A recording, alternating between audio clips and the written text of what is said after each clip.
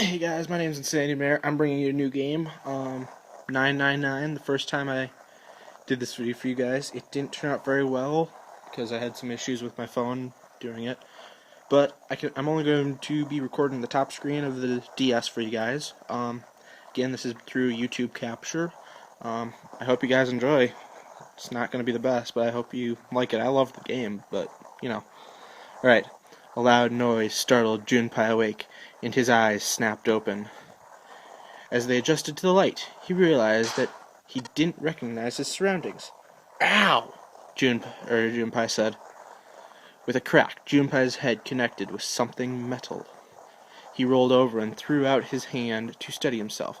He found himself groping at empty air, his balance lost, and still fuzzy mind struggling to understand what was going on. Junpei tumbled down to the cold gray floor.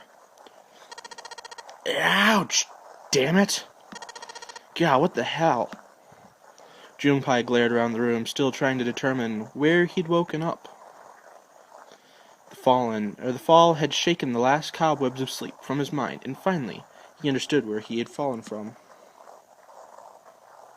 It was a bed. A 3-level bunk bed, in fact. Junpei had fallen apparently from the topmost bunk. His shoulders hurt, his knees hurt, his hip hurt, while his entire body hurt. He could feel a bump forming on his forehead, where he had slammed it against the low ceiling. He wondered if the bump was the reason he felt his vision wavering a bit, but that seemed unlikely. At first he thought the tremor that ran through his legs was just another effect of his rude awakening, but as he looked around he realized it was real. The whole room was shaking. Was it an earthquake? He wondered. It didn't seem likely. It was shaking far too quickly for an earthquake. Then again, Junpei had no idea what it was, if not an earthquake. He tried to tell himself it was important. Junpei rubbed the growing bump on his head and gingerly climbed to his feet. His balance regained, he finally took his first good look around the room.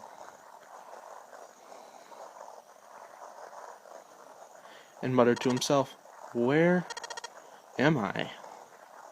The pain momentarily forgotten in the face of confusion of his circumstance, Junpei looked around the room once again.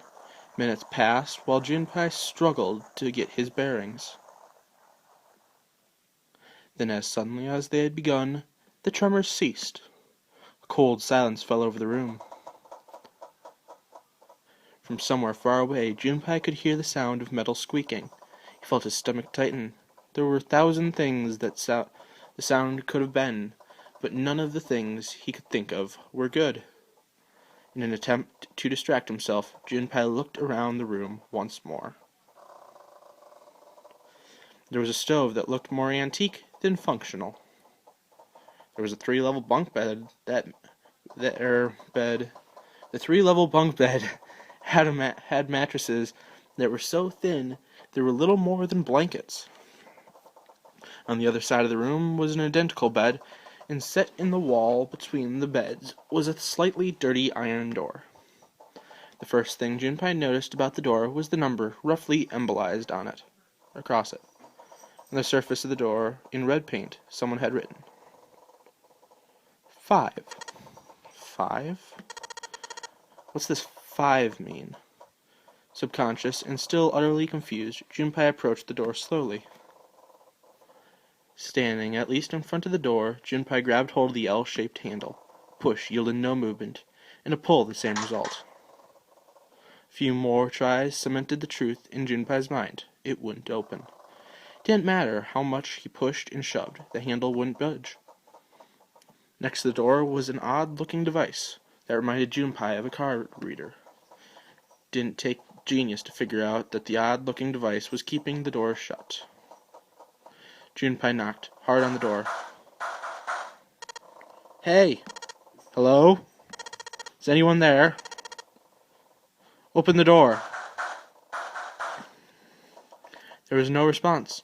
Junpei threw his left fist into the door. Damn, that hurt. And stopped. What the hell is this? He wasn't really sure what else to say.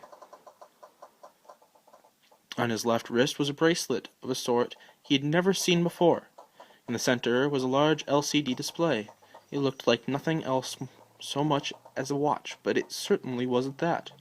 After all, it showed only a single number, 5. That's the same as the door. True, the numbers were the same, but he had no idea what that might mean. All he knew was that it was strange and new, and he wanted it off. Junpei flipped his hand over, as if to remove the watch, but the other side of the bracelet was solid. No buckle, no clasp, nothing.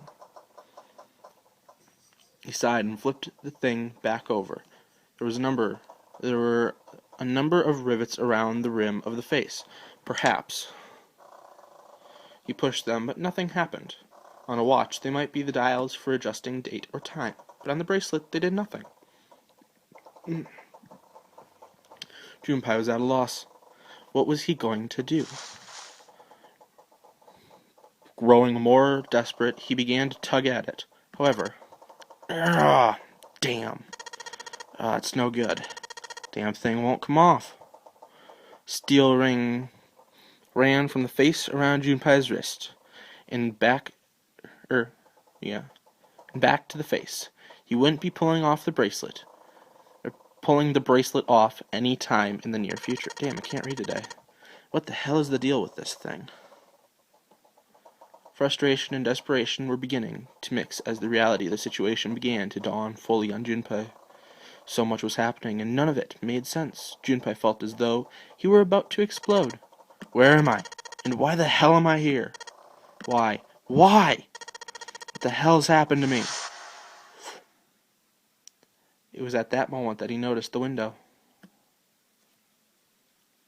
The window is round-rimmed in riveted brass like a window from the early 20th century ship. What? Wait, am I in a ship? Junpei walked slowly toward the window. He could see nothing beyond it but thick, impenetrable darkness. Junpei squinted, trying to see anything. It was at that moment. Shit. What the? You gotta be kidding me. What the hell's going on here?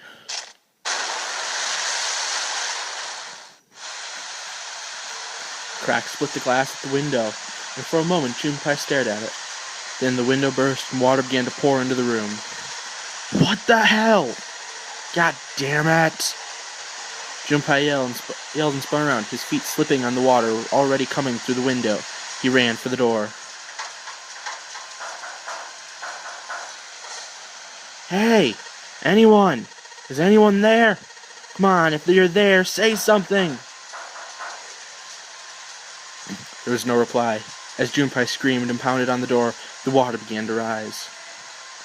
He was ankle deep in the floor and rising quickly toward his knees. Things were not looking good for Junpei. Not good at all. He needed to find a way out, and quickly. Junpei ran a hand across his forehead, brushing the sweat out of his eyes, and looking around the room. Well, I'm going to have to call it right here, you guys. We're going to get to see if we make it out next time in 999. See ya, bros.